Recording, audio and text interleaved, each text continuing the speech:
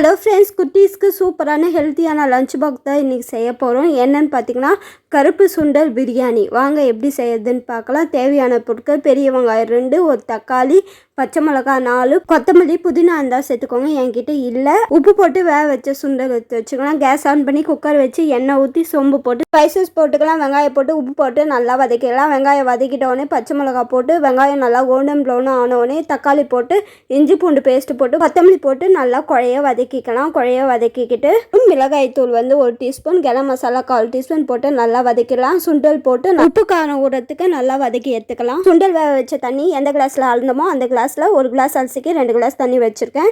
ஒரு கொதி வந்தோடனே அரிசி போட்டு லெமன் பிழிஞ்சு விட்டுக்கலாம். லெமன் பிழிஞ்சு விட்டு கொத்தமல்லி போட்டு ஒரு கொதி கொதிச்சோடனே குக்கர் மூடி விசில் போட்டு விட்டு 4 விசில் விட்டு எடுக்கணும். ஏன்னா நான் சாப்பாட்டு அரிசி தான் யூஸ் பண்ணியிருக்கேன். அதனால் ரைட்டாக வச்சு சர்வ் பண்ணால் சூப்பரான கருப்பு சுண்டல் பிரியாணி ரெடி. சப்ஸ்கிரைப் பண்ணிக்கோங்க, லைக் பண்ணுங்கள். ஓகே, பாய்.